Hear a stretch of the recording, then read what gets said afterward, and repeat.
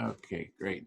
Okay, we're started. So welcome to this XR America and XR US Restorative Empathy Circle.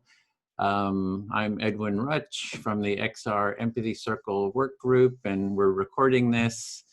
And so this is a series that we're just starting to do, the XR Empathy Circle work group, to address the conflict between XR US and XR America. And it's just a space to begin to have a dialogue about the issues between the two groups.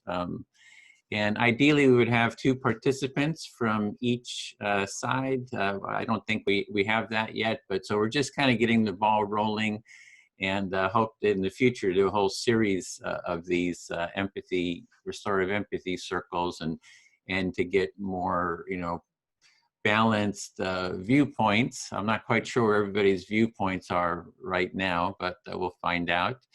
And this is just wanted to understand that this is not an official mediation, with official representatives from the different sides. It's just, people who are interested in this topic getting together to start using the empathy circle process to dialogue on the topic. And we'll be doing more of these going forward.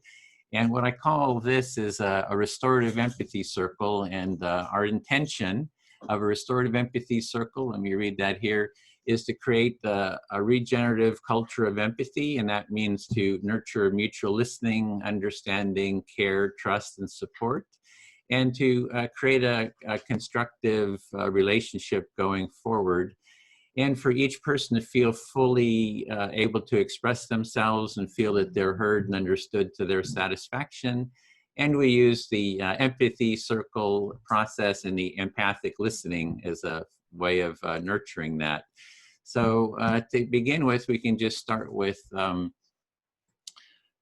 introductions of who we each are, your name, your location, and any XR group you're part of or not. So I'll just model that. And Edwin Rutch from the San Francisco Bay Area and part of the XR San Francisco Bay Area, as well as the XR Empathy Circle work group. And I'll just go around and select people. Doug, would you just introduce yourself? And you're muted. Okay, yeah, I'm from Seattle, and I was, let's see, I was in XR. I don't know that I was ever in XR US, but I was in XR. And then I'm now in trying, I haven't formally joined, but, or however that works, but I'm very interested in XR America at this point. So is that enough? Yeah, that's good. Just very short, because we'll have plenty of time to talk in the circle. So Kevin, do you want to go next? Hi there, I'm Kevin. I'm calling in from Ontario, Canada, and been a member of XR since in our area since the later part of 2018, and most recently have been quite active online as XR is in the planning phases. We're all kind of locked down, so as we no longer stand in the streets, we kind of work with each other online in Zoom calls such as this. So I'm really excited about our call here today, and really have a lot of gratitude for Edwin to use this system and to provide this space for us to communicate. I really appreciate your effort, and I'm very grateful. Thanks, Kevin. Parker? Hi, Parker. I'm here in extreme southeastern California. I'm a member of the mobilization team for Extinction Rebellion America, which I guess is part of their launch team since they just started recently. I'm very thankful for Edwin and empathy circles in general. And I just had a quick note. I knew about Edwin because my friend actually attended one of his empathy circles in and around UC Berkeley at the time of the, I don't want to call them riots because I think that's a little, I don't know, it's a little but in 2017, 2018, whenever, I think Milo Yiannopoulos or Ben Shapiro, and he told me about your empathy tent, and I told him that I was attending the circle today, and he was very excited. So thanks, Edwin. Great, thanks for that. Jamie? Hi everyone, I'm Jamie. I'm from Chicago. I, like Parker, am also an XR America mass mobilizer, and I have been drawn to learn more about what the Empathy Circle is about. I'm just having a hard time aligning on time frames. Seems like the universe or something keeps getting in my way. But I'm here for as long as I can be here, and I hope to,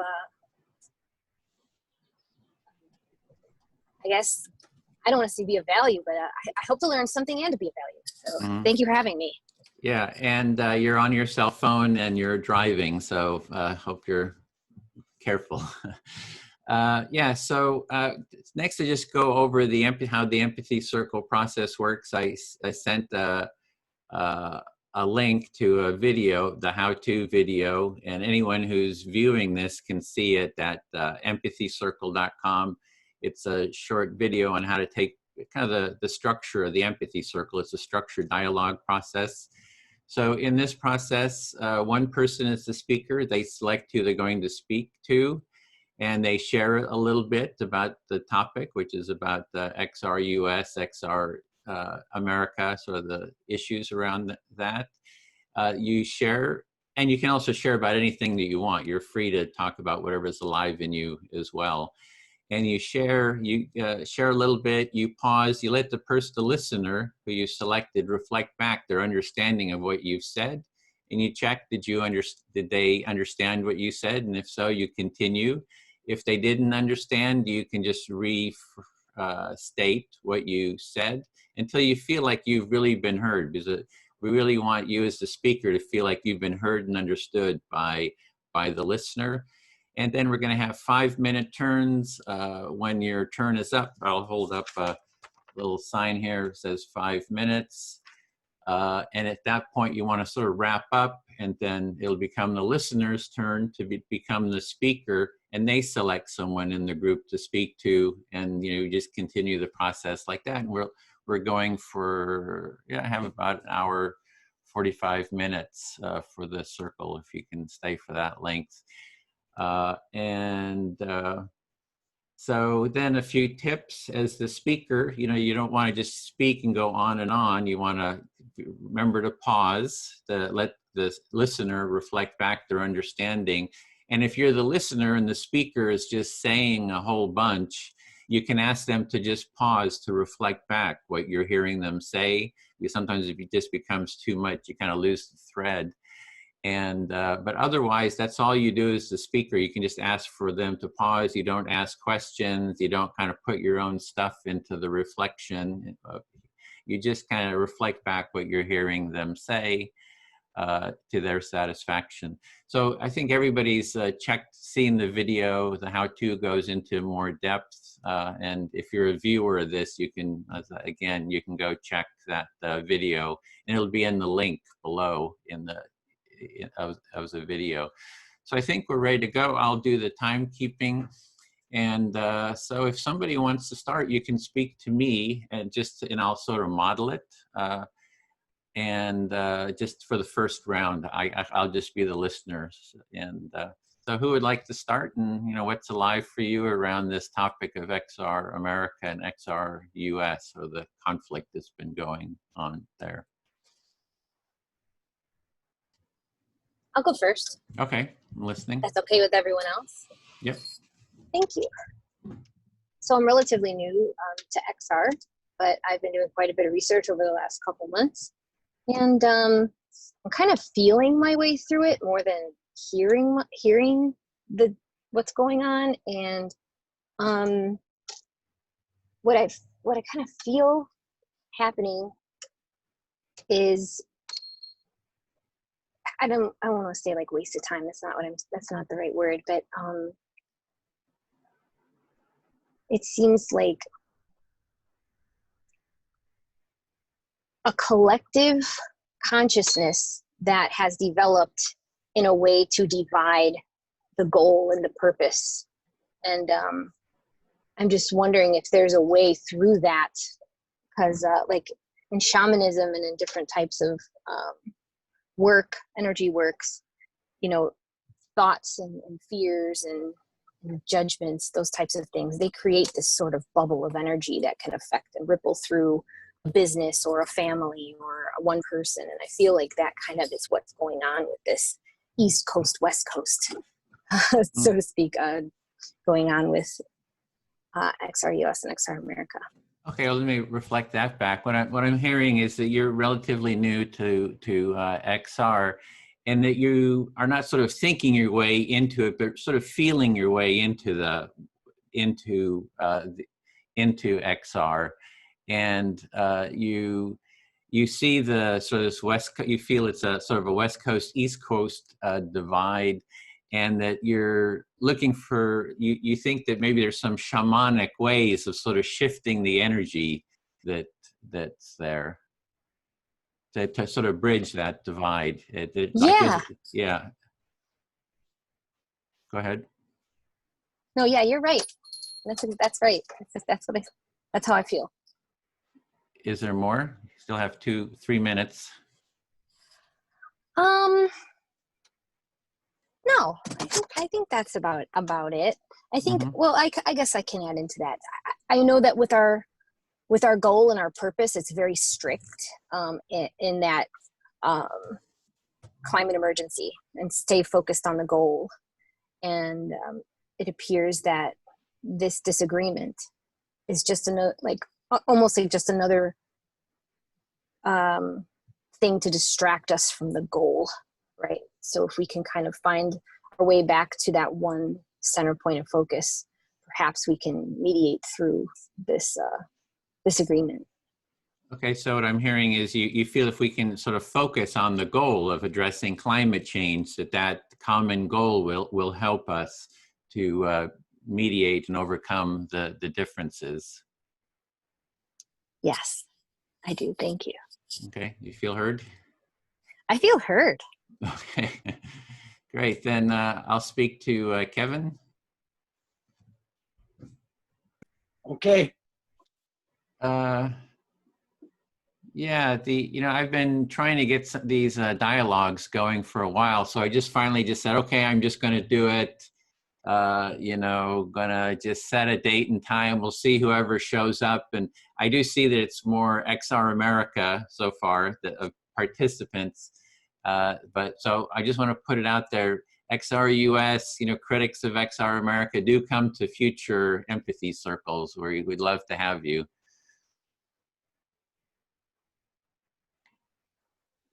So I hear you say that you've been trying to do this for this call on this topic, and you just determined just recently just to go ahead and schedule it and see who comes, see who lands, and then go from there. But you're also suggesting that looking like right now that there's perhaps everywhere there's people from the U.S. here, and you'd like to kind of get potentially some more outside views or outside people into the future calls. Yeah, it's. I think there's more people from XR interested in XR America here, and so we'd like to get more people from XR US. So I'm just putting it out. There's an open call to join the event. The event link is below, and you're welcome to take part in future empathy circles. Okay, so you're opening the invitation to getting, to being for people to be to get more people to participate in future circles. Yeah, and your video is a little, it kind of breaks up a little bit, so you might want to turn off your video just for more bandwidth. Yeah. Okay, great. Yeah, so what's up for me? Yeah, I've seen some other mediations trying to address some of this. There was one with Roger Hallam and a lot of people from XR US. So that's one place that I saw some attempts at kind of addressing this issue.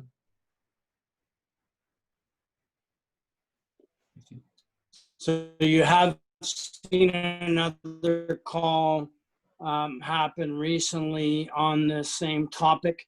Roger Hallam was part of that call, and so you have seen that there has been a want out there topic. Yeah, and there hasn't been anything like an empathy circle. So I do want to bring this process into, to try using this empathy circle process of smaller groups doing what we're doing here as a way of starting a dialogue. So I hope that we can kind of start using this process. And that the other one that I saw was I thought was rather a mess. I just didn't like the whole structure of it. And so I hope this will contribute more to the dialogue. You're really hoping to introduce, to bring this discussion into the empathy circle process. You think there's a lot of value in using this type of communication tool, and as opposed to one of the other calls that you were in, you didn't feel that it went quite as well as what you've recognized these empathy circles. Yeah, exactly. And then there's also, I know there's been some dialogues between XR. I think there was attempted dialogues with mediations, but they seem to be sort of private, and you don't know what the heck is going on there. So I would like to see what we're doing here is make it more public, make it more open so others can see what's going on.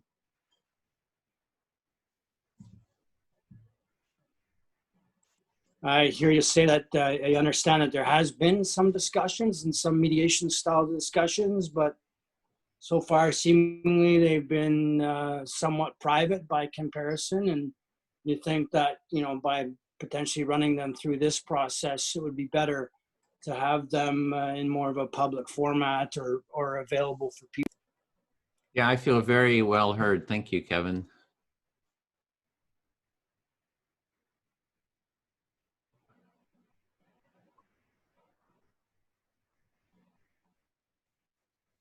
Is it my turn? Your turn to select. Yep.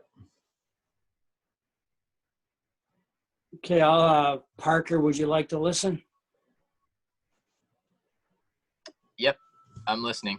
There's been some issues with your audio though, Kevin. It garbles in and out sometimes. So if we need to, I'll let you know that that you should cut the video, but I'm listening.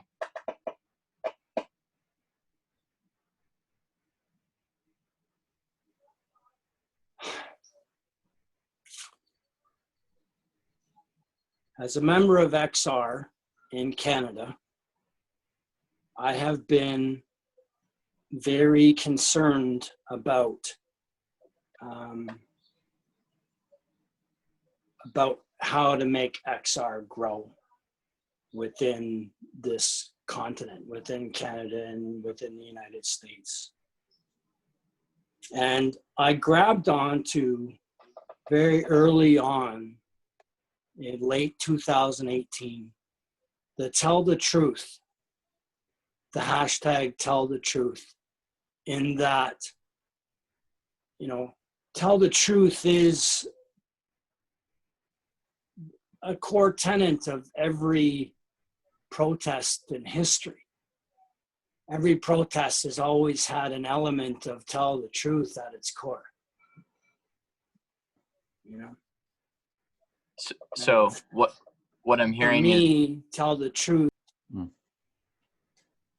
Go ahead. Sorry. What I'm hearing is you're concerned as a member of XR, but in Canada, you're concerned about how to get XR to successfully spread, not only in Canada, but in North America, it sounds like. And when you first joined XR, you latched onto the idea most of telling the truth, and you think that's really important.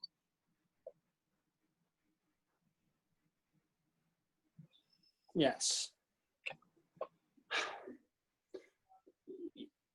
I remember, like, XR has got a regenerative, it has a regenerative desire and want as well within it. But what I recognize now is that there is a drive, it's called the movement of movements, that XR is battling right now with, they're battling with this inclusivity component. And you know, I see that there's a lot of struggle that's happening about, you know, whether or not XR is actually making any progress themselves. And it's almost like a lot of people from XR are almost giving up on XR and wanting to take XR away or take any connections from XR and just get rid of that. Go ahead. So you, not only telling the truth, but also the regenerative culture side of XR is important, but this division on the issue of inclusivity, you think maybe runs up against the regenerative culture side of XR, and then you think maybe all of these things together are causing people to leave the movement, to give up on the idea of XR. Yeah. Is that right? Yes.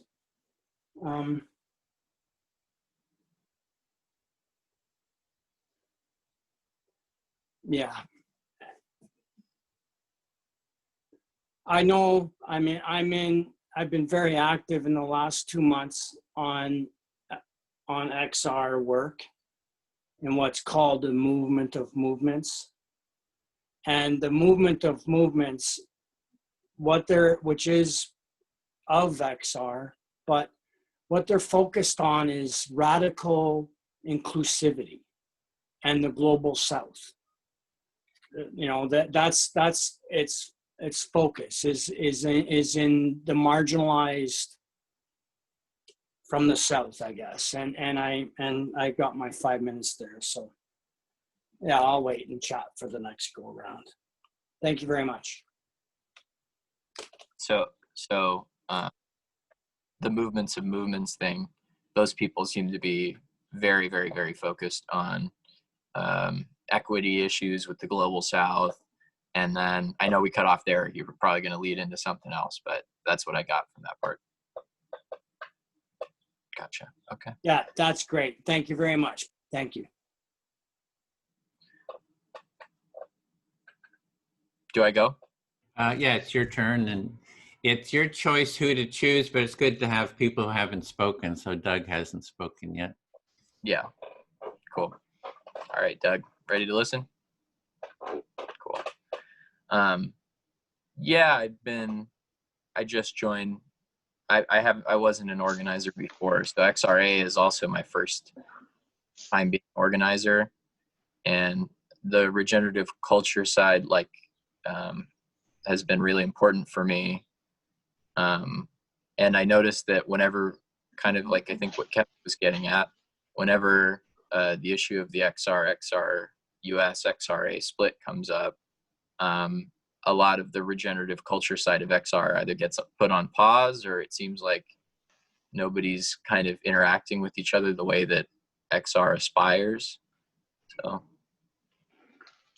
Okay, so you this is your first time working as an organizer, and you found that you thought the regenerative part was really important, but you feel like when it comes to the XR US XRA split, that the regenerative culture tends to get sidelined a little bit. That, yeah, okay. Yeah, I think when people fight over that conflict, it reminds me just of that idea of the narcissism of small differences, where it seems like XRUS people and XRA people have so much more in common with each other than they do with really anybody else. But they engage with each other as though, well, not they, I mean, in certain instances, it seems like some people engage with each other with a lot of bad feelings about things. So I just wonder, even if there is a genuine conflict between XRA and XRUS, whether it has to be seen as so emotionally divisive as it is. Okay, so you feel like there's kind of a narcissism of small differences happening here, where some people at least are losing focus on the larger project or the larger agreement that we all have, and that we have so much in common, and you feel like there's the bad feelings kind of get in the way, and that there may very well be a genuine conflict, but we don't have to tear each other apart over it. Is that a good interpretation? That's a good, perfect interpretation. Yeah, and I guess just as to the conflict itself, I mean, I see over the fourth demand people's disagreement, but I tend to side with XRA that the fourth demand for XRUS includes some bits that would either best be left to the Citizens Assembly to decide. Yeah, no, that would best be left to the Citizens Assembly to, and I think that's my position on it. Okay, yeah, so you feel that you tend to agree with the position of the America group, and you feel that the issues that are brought up in the fourth demand of the U.S. group can be left to the Citizens Assembly to sort that out. Exactly, and I'll forego any more time I have because those are really my main thoughts and feelings. We can get into more later, I guess. But I feel listened to. Thanks, Doug. Okay, you're going to forego your minutes and move on to the next person. Okay, so I forgot what I was going to talk about, but First, select your listener. oh, right. Okay, I'll select Edwin. Okay, listening. Okay, so my feeling about the dispute, I guess, is that people feel from the U.S. side that the racism issue is front and center, and that we're not going to get anywhere in this country if we can't conquer that racism issue. That we could have a citizens assembly or whatever, and it's not going to work because the racism is so deep, it's such a divisive thing that really has to be pretty much front and center. Okay, so your understanding or your interpretation of like XRUS, so the mindset is that there's that the racism is so central that nothing can really be solved unless we address racism first. Yeah, and I agree that racism is probably the most divisive thing that we have in this country because of the history and the legacy and the ongoing, oppression that people have to put up with. But I think that, and they say that, well, you guys are afraid of offending white people by talking about race. And to me, that's not really the issue. I feel that we do need to talk about race, and I've never argued that we didn't. Yeah, so you're hearing sort of a response saying, "Oh, you don't want to talk about racism because you don't want to offend white people, but you do. You're saying that that's not accurate. You're willing to talk about. You do see the importance of talking about racism." Yeah, I'm okay with offending white people.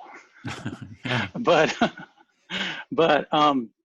the thing is to me, the important thing is to get people interested.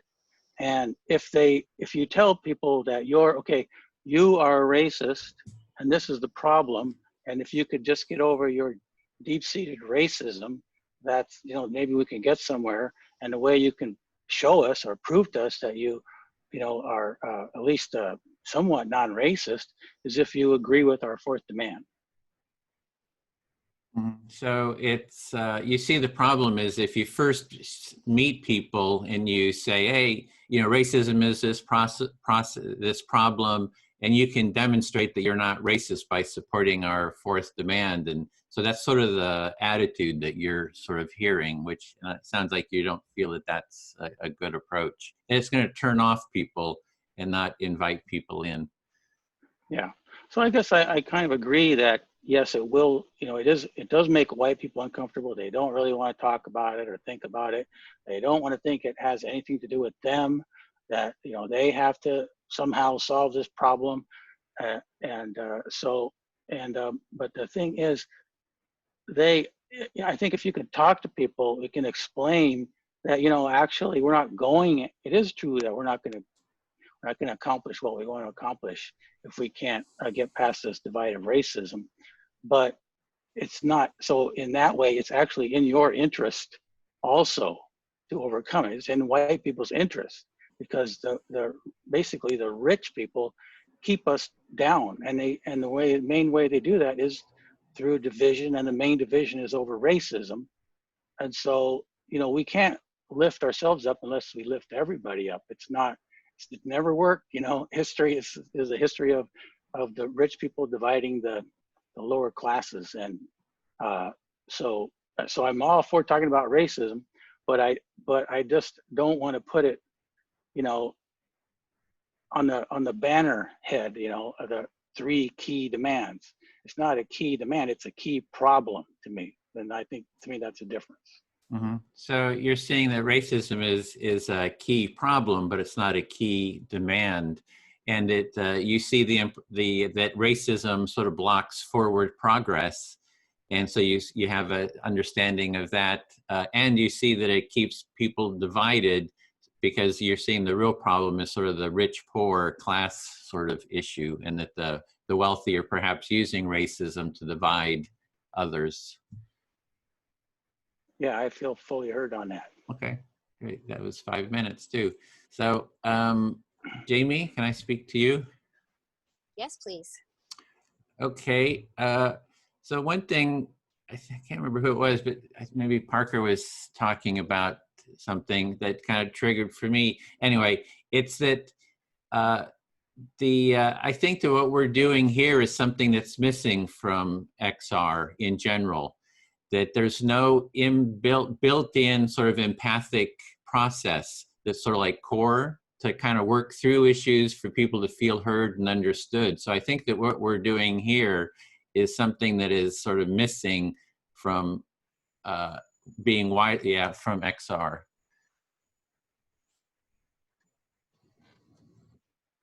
All right, thank you. So what I heard you say was that you feel like this is a key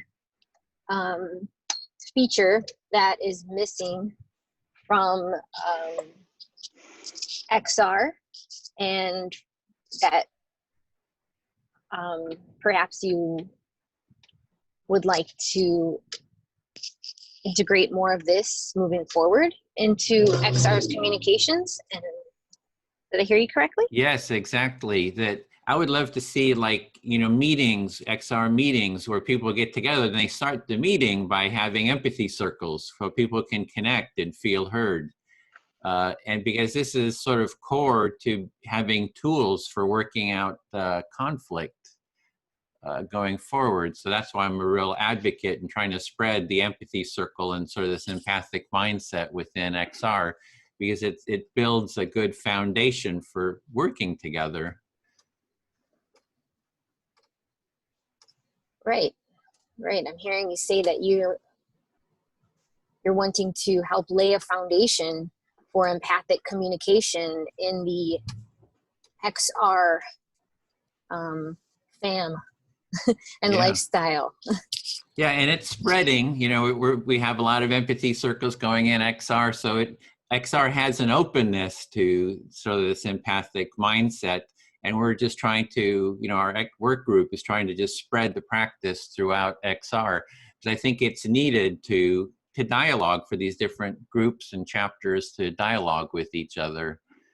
So I guess I'm just really, advocating for this as sort of this core practice within XR, strongly advocating for it, insisting on it, demanding it. I would love this to be the fourth demand. We have empathy circles with all the politicians and everyone.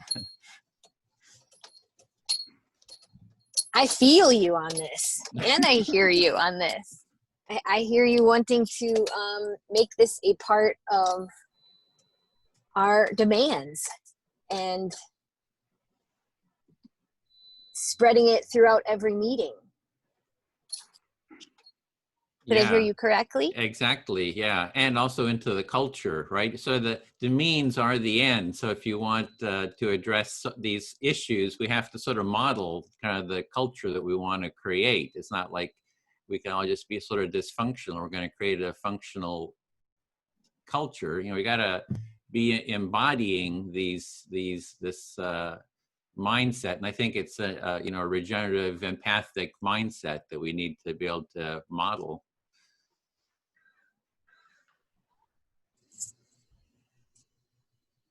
I hear you wanting to be the model for the empathic mindset. Did I hear you correctly? Yes, that's it. Yeah, that not just myself, but XR too. The XR could be a model. Well, and that I also hear that what you're saying is that we have to do it. That you feel that it is an essential part of what XR should be promoting and in the culture. Yeah, you really heard that. So the other thing I made a note of is this issue of racism. And for me, at least, racism is part of a bigger problem of judgment. Is how do we judge each other? Like, we live in this culture of judgment. You can be judged by how you look, by your race, by your, ethnicity, by your income level, by your education. So we're looking at a deeper issue about judgment, and judgment blocks empathy. When we judge people, we block our empathic connection with them. And so I think that what we really need is to, instead of just to be, so I'll stop there for now. Okay, what I hear you saying is that you feel that racism is a part of a bigger problem, the problem of judgment, and that judgment blocks empathy. And I think that's all I can remember. Core. And so we need to be fostering that this empathy, if we bring people together and empathize with each other, that this actually transforms the racism. It transforms judgment. This is what we're doing here, I think, is an active way of transforming racism. You can't say, you're racist, and that's going to somehow transform it. All it does is just create a lot of stress and tension, and people not wanting, it's kind of using judgment to judge judgment. Yeah.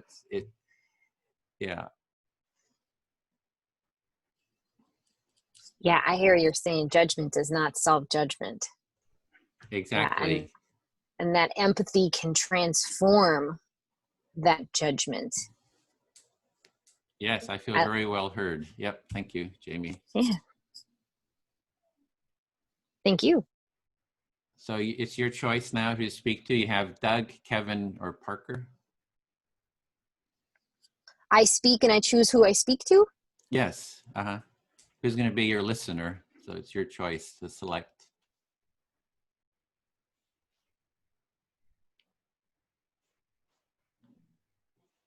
Just since you're on the phone, you may not see them, but there's Doug, Parker, or Kevin.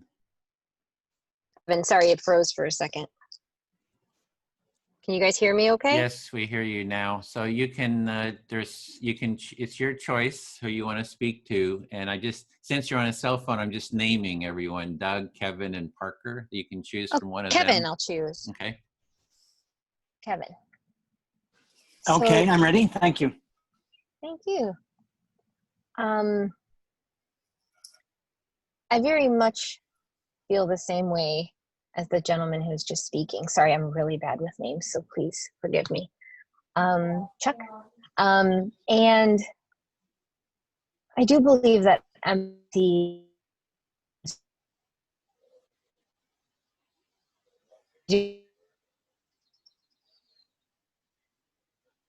We're breaking up. problem.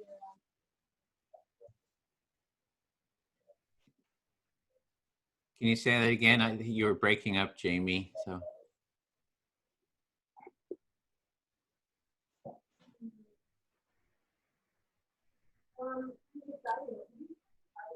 Are you there, Jamie? We're not hearing Are you there?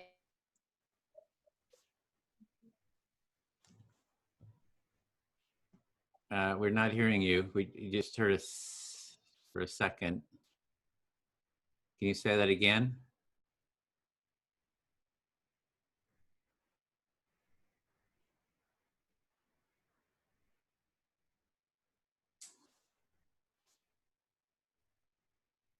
Oh, she lost the connection. Oh, maybe she'll come back in.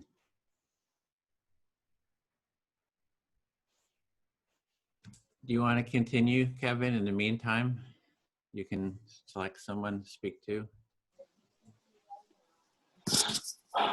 Okay, Doug, would you like to listen, sir?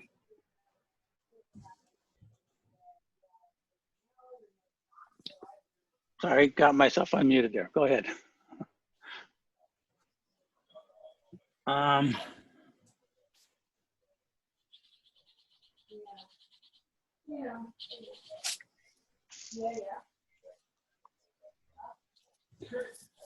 I wonder, like, XR having its initial goals, you know, and with it being a UK-based movement in its start, it had 3 goals. And there was a time when there was a regenerative process after the 5 Bridge action in London. There was a regenerative process that the couple of the leaders from XR, they had, you know, after these actions, there was a regenerative shutdown there in April, I think it was, and there was a public discussion about like adapting those demands.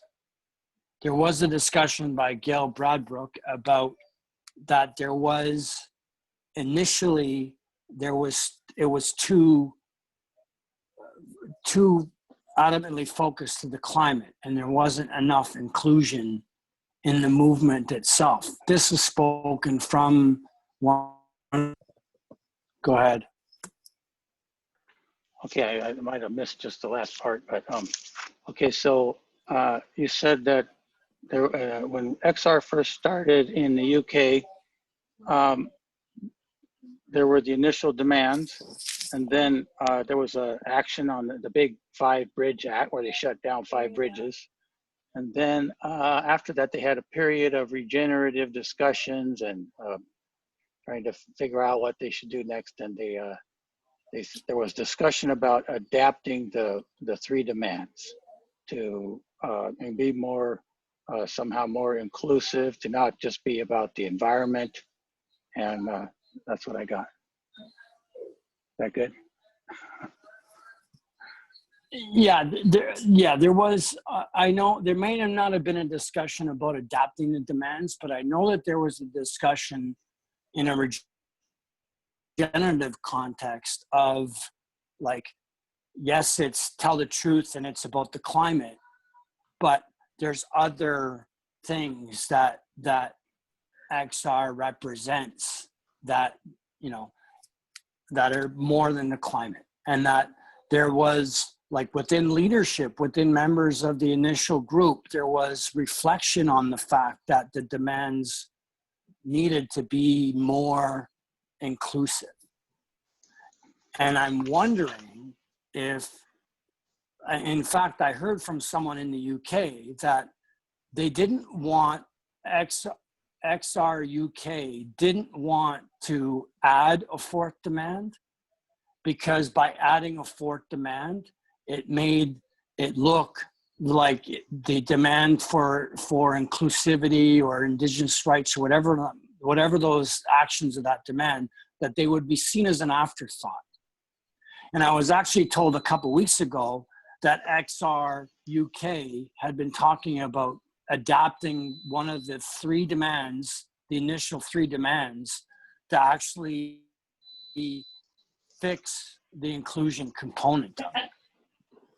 Okay, so you believe in the UK there was a discussion about not only the truth but other things, beyond the climate, that something more inclusive in the demands. You heard that the XR UK didn't, let's see, what was that? Didn't want to add a fourth demand because they thought it would be viewed as an afterthought. And then I missed the rest. Sorry.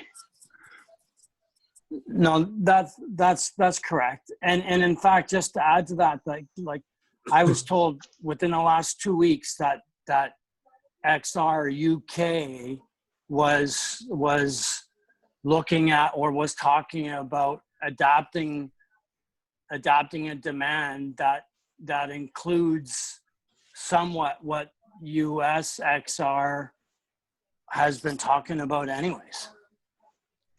Like I heard that like 2 weeks ago. Okay, so you heard from somewhere that in the UK there was at least talk of somehow in some way including the concerns of the XR US fourth demand. That was 5 minutes too. Yeah, that's great. Yes. Oh, Yes, so Doug. Thanks. can we go back to Jamie to let her finish her turn speaking to Kevin, then we'll go back to you, Doug? Okay. We'll give that a try. Jamie, do you want to continue speaking to Kevin? Yeah, thank you. Sorry about that. I connected to internet and it got crazy.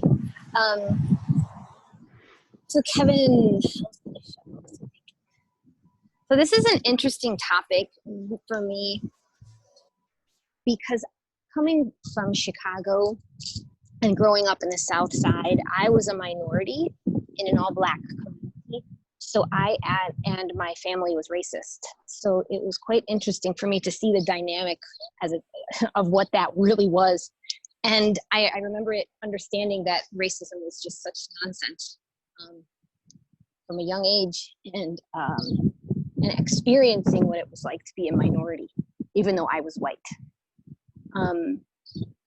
So although I do believe that racism is a huge, if not one of the largest problems that we face in the world today, to make it part of XR's demands it doesn't feel right. And I'll say because I feel like that puts people outside of white in a separate category. And I do really feel like we are trying to all be one. And if we are trying to be one, why would we have to point any one person out? And that's a lot, so I'll let you break.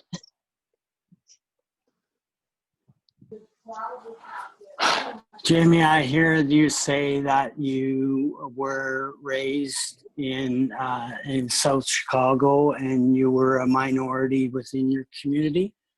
Although you were a white minority, you were a minority within your area. Mm-hmm. And where we are in this discussion, and in terms of XR talking about that, is you feel in a way that we are, as much as we are wanting to be one, by isolating and making the demand in such a way that we create, instead of us being one, we actually create the division that we're trying to avoid. Yeah, am I that's close? exactly, yeah, it's exactly right. You heard it right. And since this is a safe space, also, I am not as well educated or as articulate as many of the other people within my XRA group. And I feel like as far as, minority groups, some of the way that we come off could be bougie. And I don't know that they would want to join us or be a part of our group because they might be intimidated or feel out of sorts. They would feel like they might not fit in, comfortable.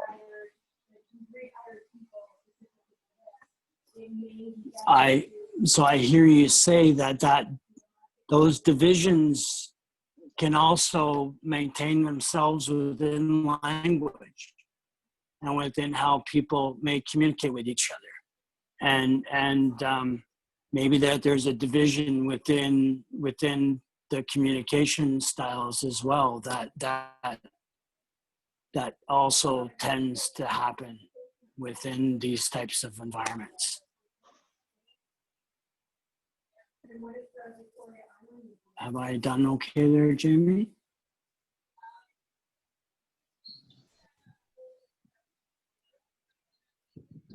Okay, sorry about that.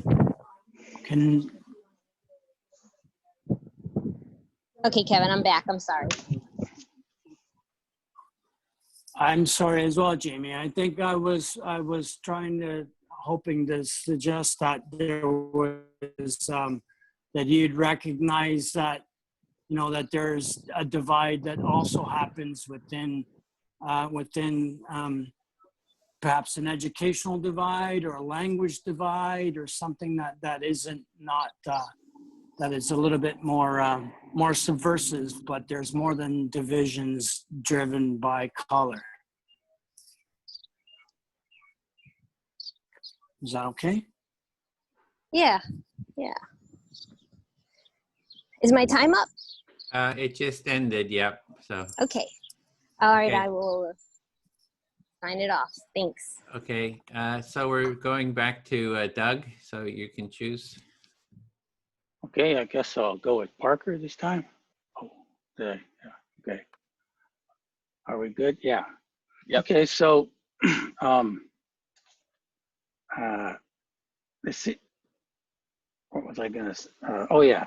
So just to pick up where I left off last time, I think that there's one of the differences of opinion is the belief that we can sway people and win our goals through moral suasion alone, and I don't agree with that. I think the people also have to see their own self-interest in what you're trying to convince them to do.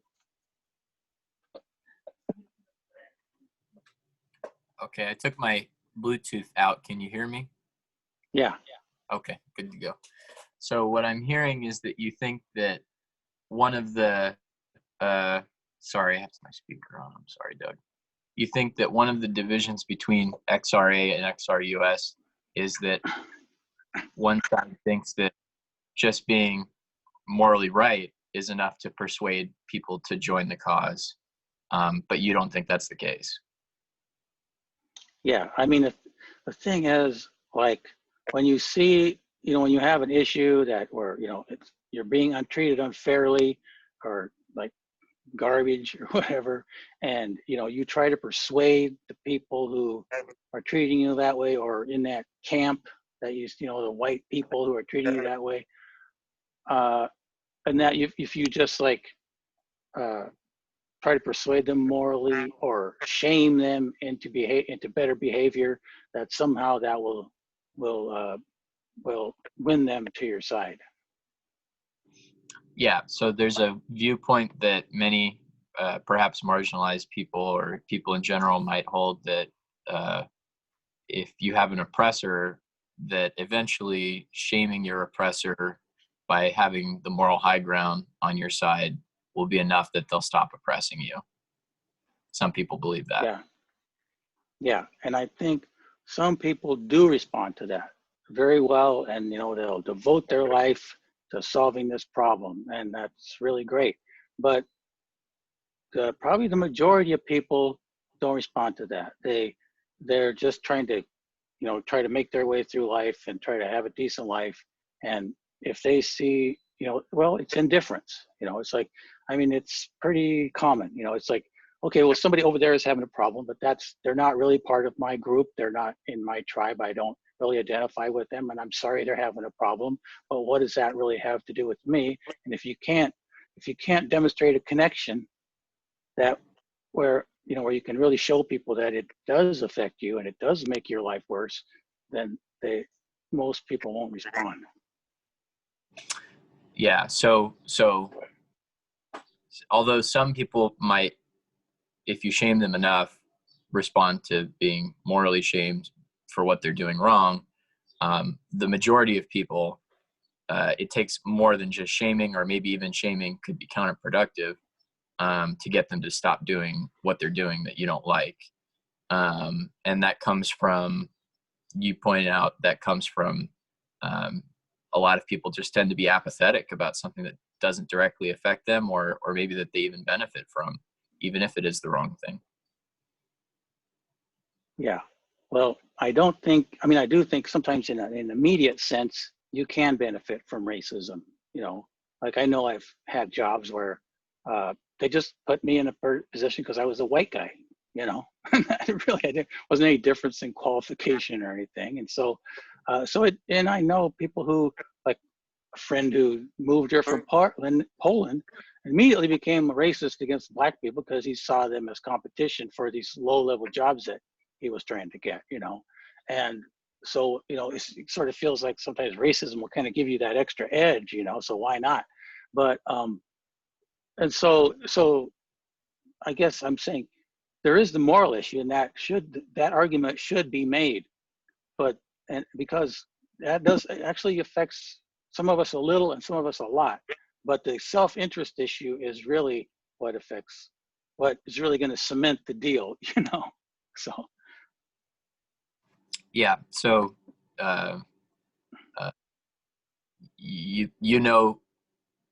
like personally, you have a lot of examples of white people getting a leg up, one extra edge, all things held equal, over non-white people, and so that for a fact that it's a problem, but you think that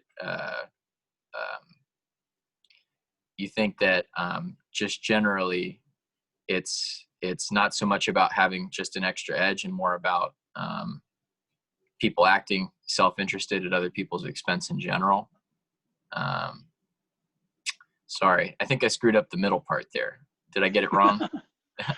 No, I think you got it. I guess my point is that, if you just focus on the immediate, like what's in front of your face, that is what we have to deal with. But even then, like, for example, welfare, like welfare is demonized in this country. And there's way more white people on welfare than there are on Black people, but Black people get painted as like, well, if you're on welfare, then that's like being a Black person. You don't want that, right? So you better be against welfare. Well, that's not right, because people don't understand. It's like we live in a system that's all welfare for the rich, so why wouldn't we have some of that? So it's an argument, but anyway. Yeah. So people get the wrong idea, perhaps due to racial stereotypes about what the real threat is here, which is that most of us aren't the problem, but there is a welfare for the rich, socialism for the rich, we might say, while the rest of us bargain over. Yeah, and I think that was 5 minutes. I don't know if you saw that I had. Okay. Oh, okay. On over. Edwin, Listening.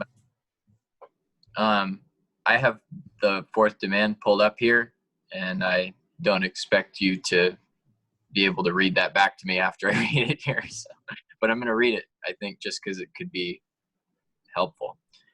We demand a just transition that prioritizes the most vulnerable people and indigenous sovereignty, establishes reparations and remediation led by and for Black people, indigenous people, people of color, and poor communities for years of environmental injustice, establishes legal rights for ecosystems to thrive and regenerate in perpetuity, and repairs the effects of ongoing ecocide to prevent extinction of human and all species in order to maintain a livable, just planet for all. You want to take a shot at summarizing that back to me? Sorry. Yeah, so you're reading the fourth demand, and you don't expect me to remember it all, but you're wanting sort of an essence of it. And the essence that I'm hearing is that it's about creating social justice that for minorities and sort of oppressed people, that having justice for them and for them to be leading the movement as well. Yeah, that's exactly it. I think for myself personally, we demand a just transition that prioritizes the most vulnerable people. I don't think anything in the fourth demand is really problematic for me, but I don't even have a problem with that first part. And if XR wanted to have that first part as a demand, or the fourth demand that XRA has was revised to that, I'd probably be fine, 'cause it's pretty similar. The part that I have a problem with in the fourth demand is establishes reparations and remediation led for and by Black people, indigenous people, people of color, and poor communities over environmental injustice, and establish legal rights for ecosystems to thrive and regenerate in perpetuity. So those two parts I have a problem with. So you have the first part you don't have a problem with, but the part about reparations, and I'm not quite sure what it's the last part that you have a specific issue with. Yeah, and not me personally, but I think for XR, because I actually believe in all those things. I do believe in reparations and remediation led for and by people of color, for environmental injustice and other things. And I happen to believe, although I know a lot of people don't, in legal rights for ecosystems. But the reason I don't want those in a demand for XR is because XR seeks to establish a citizens' assembly, which makes decisions in a democratic manner. And it seems like the fourth demand, at least on those 2 points, is making decisions about social policy for all of us before the citizens' assembly has even ever met before. So I only wonder, wouldn't we want to put those to the citizens' assembly to decide what they want to do? Yeah, so for you, the last two demands already putting in, the last two parts of the fourth demand are sort of saying how the Citizens Assembly should work, in a sense. Here, what is the decision? It's already putting in some decisions in advance, whereas you want the Citizens Assembly to be sort of an open space for the citizens to decide how to move forward. Yeah, I think you really can't have it both ways. And if you're committed to the Citizens Assembly, there's always the possible future where we do get the Citizens Assembly and it chooses not to establish reparations and remediation, and it chooses not to establish legal rights. And if that were to happen, but you think those things should have happened, then maybe that's more criticism of the Citizens Assembly than it is of the fourth demand. Mm-hmm. So if those you would support those qualities, but you see that it's really for the Citizens Assembly to decide that, and if the Citizens Assembly doesn't support those, you would see that as sort of a criticism of the Assembly itself, like that it didn't address these issues. I would be so. Only one thing. That was all right, but I was unclear. I was unclear about one thing. I wouldn't necessarily, or I don't know how I would see that reflecting on the Citizens Assembly. I'm personally unsure, but I know a lot of people would see that as a criticism of the Citizens Assembly. Okay, so it's others would see it as a problem if that wasn't included. So yourself, you're not so sure how you would see it, but others, you recognize others would see it as a problem. Yeah, that's exactly right. And my last point is just that I think the Citizens Assembly is a very admirable and unlikely goal in itself. And it's such a massive thing to accomplish that if we undermined it by establishing from the get-go things that contradict it, then we're setting ourselves up for failure. And that I respect our US for having the fourth demand. But really, I think it's inconsistent with the Citizens Assembly demand, as far as I can tell. Mhm. So you feel that getting a citizens assembly is quite a difficult demand to begin with, very difficult. And if you already have this, this fourth demand, these components, it's going to make it even more difficult than to even get the citizens assembly going. So you see that as sort of an impediment to getting the citizens assembly, because it's sort of contradictory in a sense, to be saying, yeah, the citizens are going to decide, but this is what we're going to do. Yeah, I think that eventually the argument is going to continue to crop up as certain people join XRUS and realize that they've put the cart before the horse with the fourth demand. People are going to continue to question how the fourth demand and how the Citizens Assembly relate to each other. And that's just going to slow XRUS down, or perhaps already has. Mm.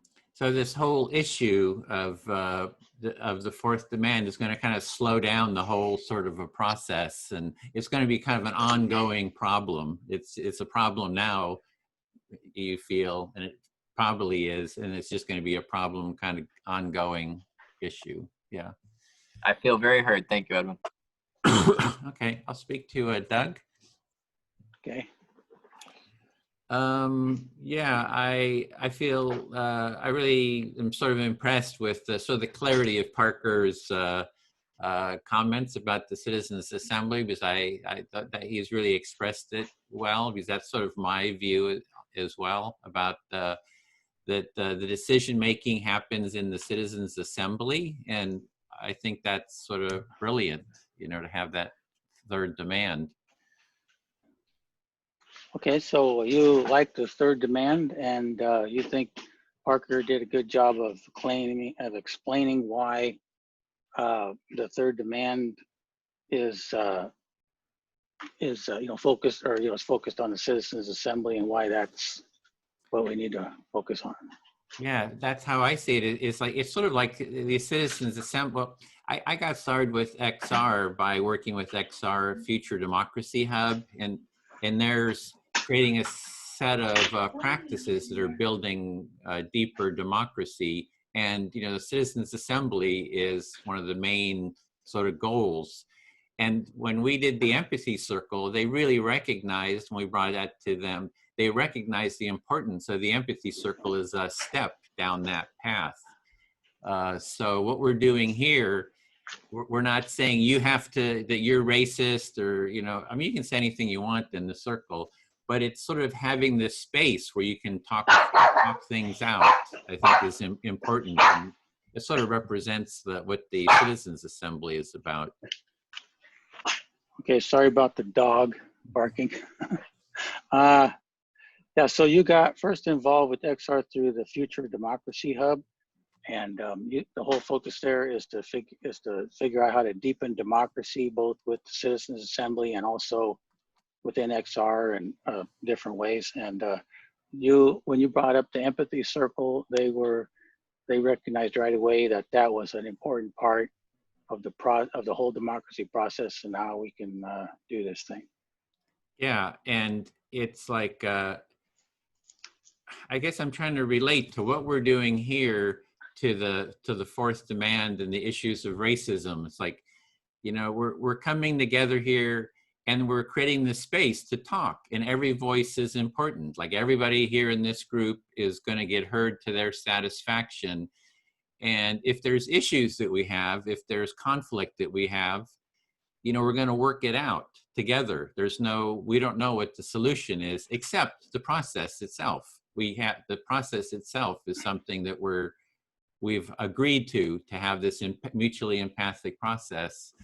And we don't, yeah. So I see this as sort of a model for the Citizens Assembly too.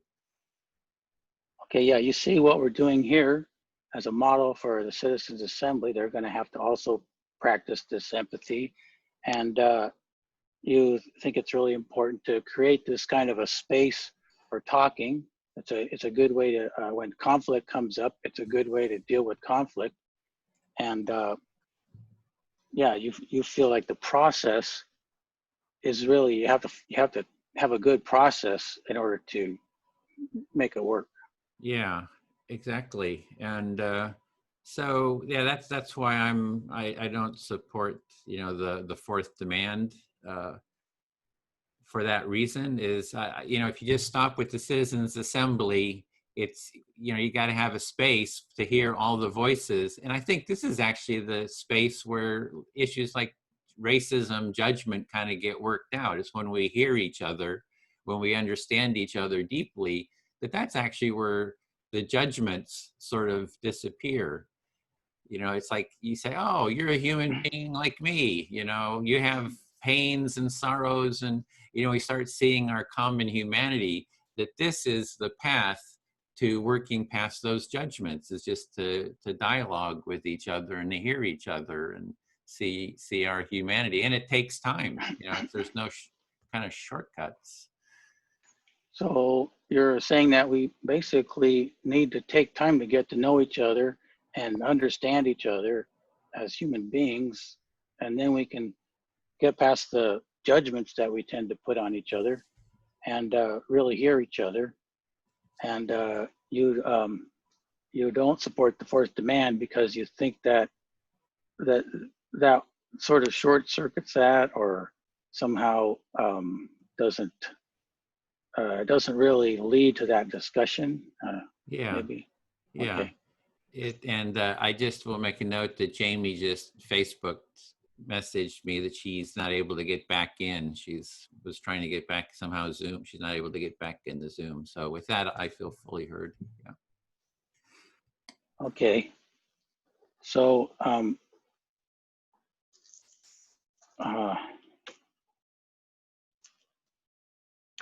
yeah. Okay. I feel like part of the problem that we have is that. Who are you speaking to? Oh, who do I got there? Kevin? How about Kevin? Go ahead, Doug. I feel like, you know, just kind of like what Edwin was saying, that we don't understand each other. And sometimes when we, you know, it's really the amount of violence and theft that's been inflicted on people in the, you know, based on race and people's different histories and things is really, it really is extreme. And it is true that a lot of white people aren't very aware of it and probably never will fully grasp how awful it's been, you know. And I do think that in itself is kind of makes it hard to understand each other or to support each other.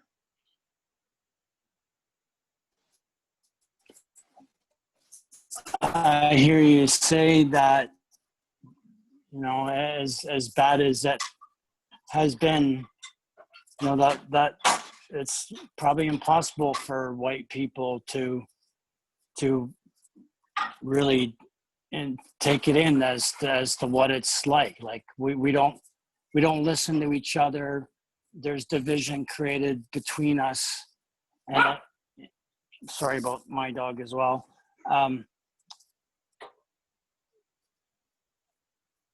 Yeah. I'm sorry, I may have missed that, dog.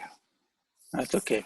Okay, so yeah, so I mean, but I think I can understand it to some extent because, you know, I mean, as a white person, you don't, you know, everything isn't always a total bowl of cherries. You know, people tend to think in this kind of, we're tempted a lot of times to not think in how complex reality is, because you could be a white person and have some real bad experiences also, you know, and not, I mean, on average, it's not the same at all. But, you know, I mean, if there was a fight between me and a black person and somebody calls the police, they're going to tend to blame it on the black person. The police are going to get there and they're going to arrest the black guy. I mean, that's kind of how it is. And so that is really a horrible thing. It's hard to be, you know, it's hard to be, you even cross that race line in terms of friendship, because you know that if you're a white person, then and this black person could get you in trouble just by being black. Somebody could say, oh, you're a by the fact that you're hanging out with a black person, they get mad at you. You could share some of that. So it makes it tough. And I think it's not that easy to understand it. Sometimes we go, or for a while, we're a little blasé, and we're like, oh, what's the problem? Can't even hardly believe it sometimes when somebody tells us, oh, I went to a grocery store, and this manager just started giving me shit because I was black, and we just go, well, that's never happened to me. Why would someone do that? Anyway, I'm rambling on here. I hear you say that that our learned experience is so unfortunately so drastically different from each other that there's no way for us to really understand the racism that black people see on a daily basis, and we're so removed from it that we can't, we don't see it, and we don't recognize it even if it's pointed out to us at times. I'm sorry, hopefully Yeah. And I do think that I'm hearing you, Doug. Yeah, and I just think the whole, when you just even think about the whole historical betrayal, basically we had a white and a black working class in this country, and the black people got a special position because they were put in slavery, and the white people were then elevated a little bit above that. They were workers, but free labor or whatever. And so neither one was in a great position, but it was, the lack of solidarity between the white working class and the black working class is like something that, that the kind of the oligarchs, engineered, but, white people went along with it. So like that historic betrayal, we have to overcome that whole betrayal and that whole history of entrenched racism now that's resulted from that.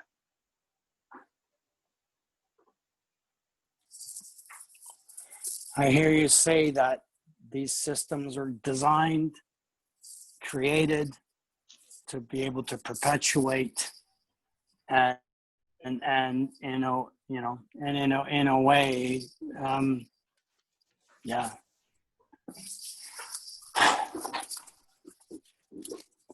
How do we feel? Sorry, Doug. I'm. It's cool. Did you feel heard? Because it was 5 minutes too. Do you want to be sure? Yeah, I feel heard. Okay. So you're up, Kevin.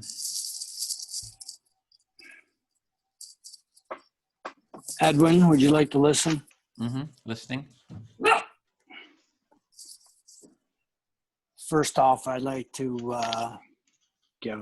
give my apology to Doug. I don't think that I may have reflected as best as I should. Mm-hmm. So you're giving an apology to Doug. Oh, yeah.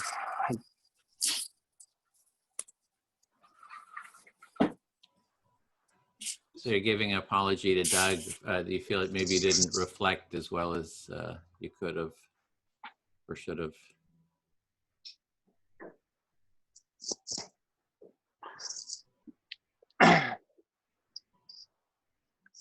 I have my last 5 minutes. What am I going to say?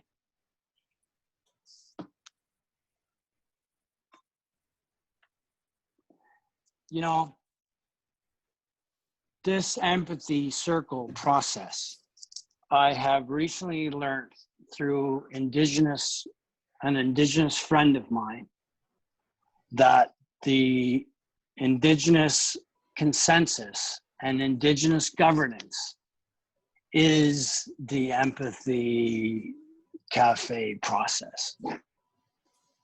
Their governance model is the People's Assembly, and the People's Assembly with the ability to make sure that you're fully heard in an open context.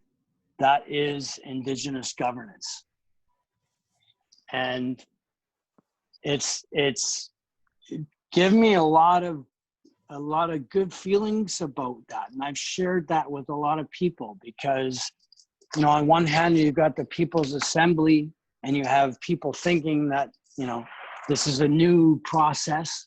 You know, potentially some may not know how old the process of People's Assembly is, but to not understand that the Indigenous people have been using this form of communication and this form of governance for hundreds and hundreds of years makes me feel invigorated by the fact that I'm here with you. So you're feeling invigorated by taking part in this process because, from your understanding, it's what the indigenous culture that you know of that have used for governance. They've used something like empathy circles and citizens assembly for their governance. So for you to take part in this here, just really appreciating this.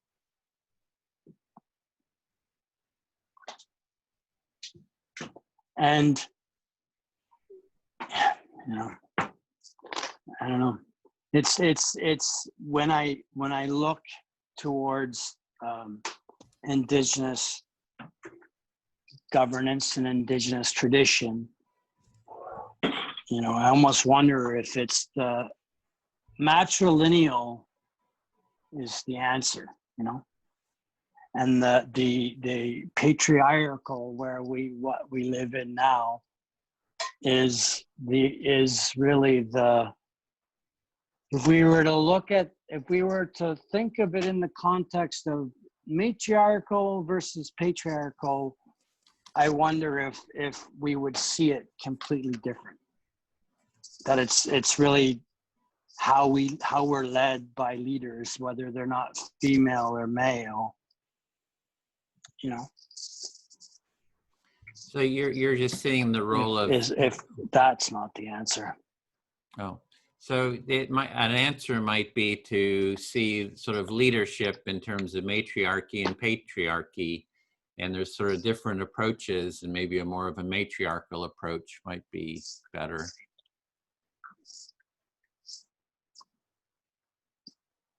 Yes. Yes. Yeah.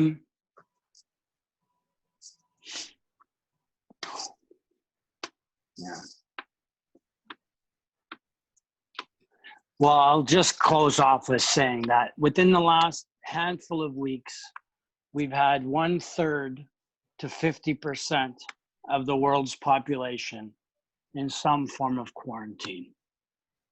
And the difference between a quarantine and a general strike is really just the permission. So if there's a way that we could utilize us all into a general strike, that may be the way to to show unity. So we just with this pandemic, half of the world is sort of shut down, and you're seeing that might actually be sort of a strategy to show unity, is to all have a general strike, sort of like we've just kind of gone through. Yeah, so it sounds like you feel heard. Okay. Then I'll speak to Parker. Go ahead. Yeah, I was just thinking, I think the topic of reparations came up, and my view on reparations is that I guess it's the harm that's been done, you know, throughout history has been, I frame it as, I think of it as a lack of empathy. So when harm happens, it's usually a lack of empathic connection. So if there's slavery, that's like a lack of empathy for people who are being enslaved. You're not hearing them and using power over to keep slavery going. Yeah, I'll stop there for now and pause.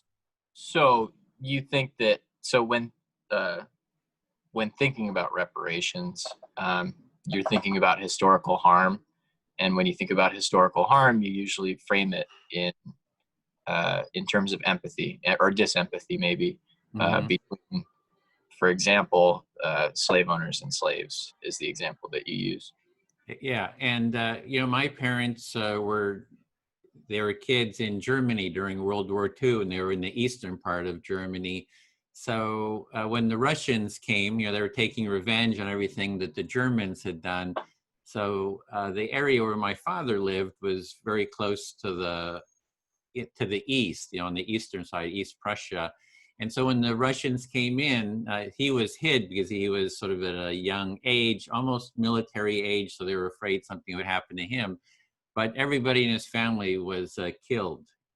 And when he came out, here, he saw all his family dead, in the house because he'd been hidden. So that's also a lack of empathy. So there's a lack of empathy that's happened between all people throughout the world. I mean, it happens ongoing. So for me, the issue of racism is deeper than just, this judgment of people's race. There's an underlying lack of empathy, and there's many forms of this lack of empathy that happens.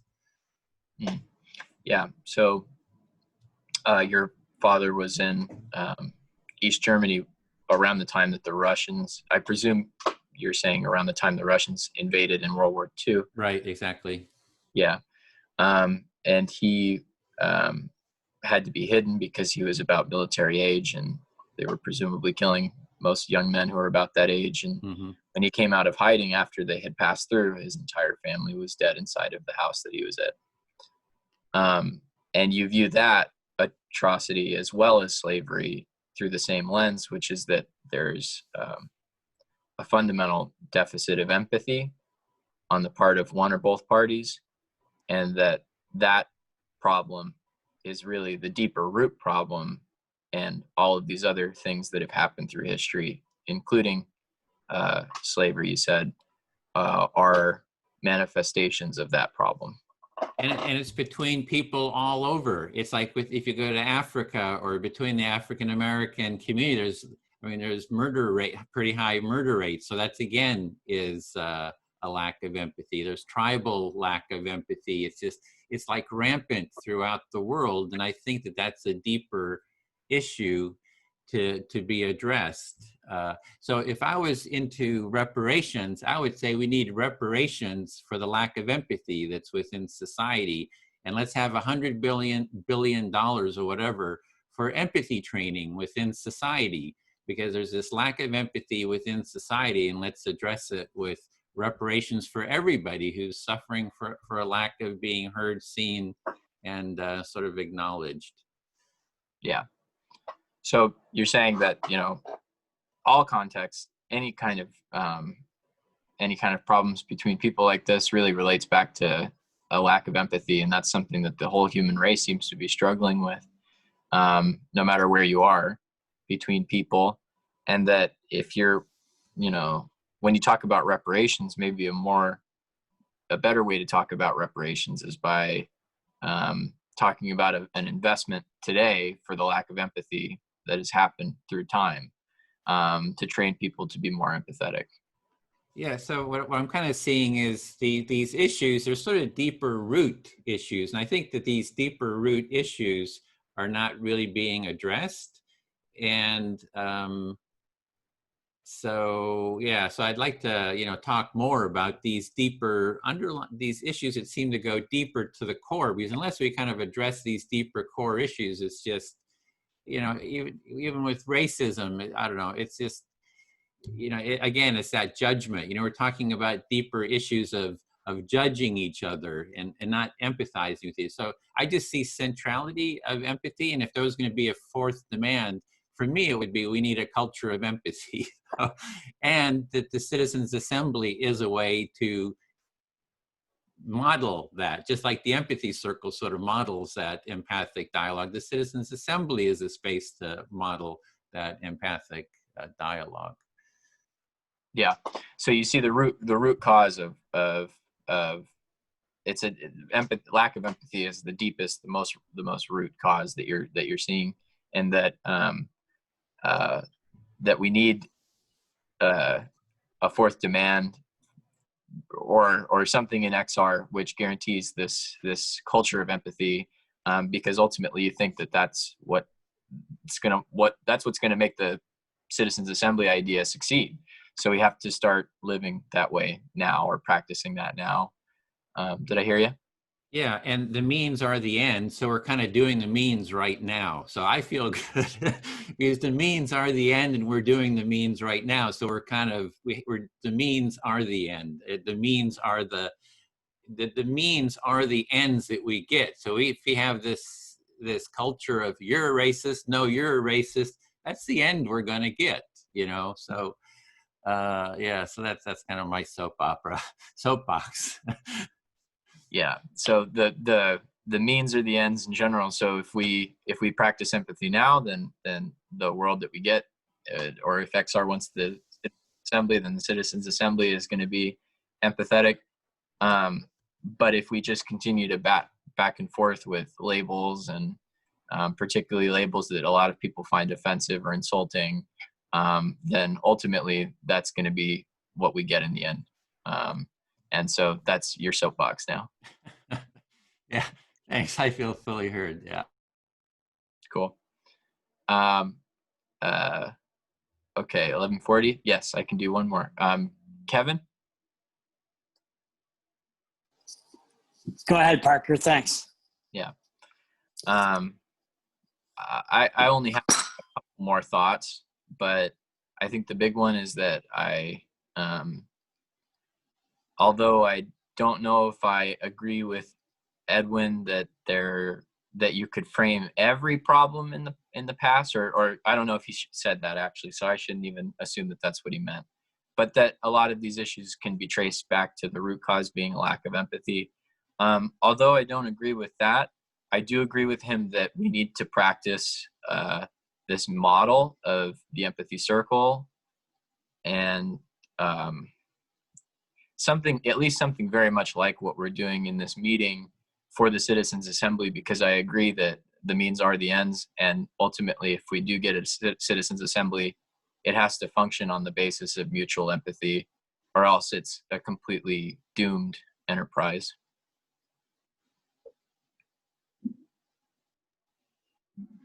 So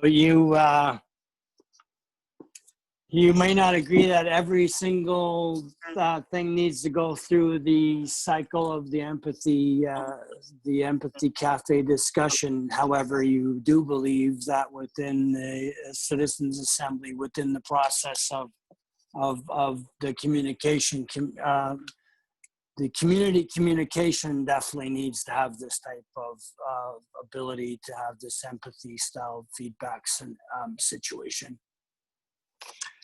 Well, I don't know if maybe everything should have something like the empathy cafe, but more what I meant was that I don't know if you could take every root conflict between people as a lack of empathy. Okay, okay.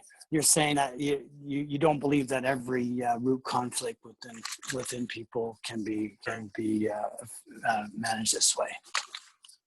Yeah, exactly. But that we definitely have to start practicing things like the empathy circle right now, if we want to have that future where we're all empathetic and cooperative with each other. Because I don't think that, I agree with Edwin, I don't think that labeling people or doing anything where you just have kind of an ill spirit toward another person is going to ever get you the better future that you want. Yeah, you believe that? Yeah, it's important for us to start, for us generally to start this process now, because you don't think that you can really move forward without it, I guess. Yeah, I don't know. I may have botched that. Sorry. No, you got it. I definitely heard on that one. But yeah, I think those are my last thoughts. I think that although I'm against the fourth demand being part of XR, I think the fourth demand certainly has a place, a very important place outside of XR, and also is something that I would support if I was in a citizens assembly and somebody asked for my opinion. I would say the same thing that's in the fourth demand, but I still don't believe it should be in XR because I think it causes a contradiction that we can't solve. Yeah. So you identify with the fourth demand and the importance of the fourth demand. However, within XR as the movement, you don't necessarily think that it's absolutely required within that. Yes. Yeah, exactly. That's me. I felt very hurt. And Edwin, thank you for putting this on, but I do have to go now. So thanks everyone. Thanks, Doug. Okay, so you can bring it to maybe a close here too, since you're leaving. So thanks for taking part, and we'll be continuing these dialogues, you know, weekly, or we'll see how often. Hope you can take part in another one. So yeah, thanks. Awesome. Okay. Thanks everybody. Okay, thanks, Parker. Okay, so yeah, so I guess we'll close here since we've two people have dropped out, and yeah, thanks. Any final comment without reflection? Like I found it very helpful, very useful. It was sort of more the XRA side, America side, and so I hope going forward we can get more from the XR US too. So any final comments, Kevin, Doug?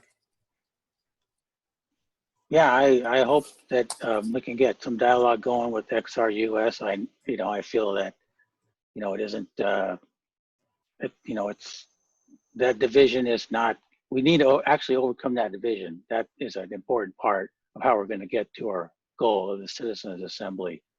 And that's probably one of the main obstacles. That is, it's not just between XR and US, the whole society is kind of divided on that line. So, yeah. Okay, Kevin, you get the last word.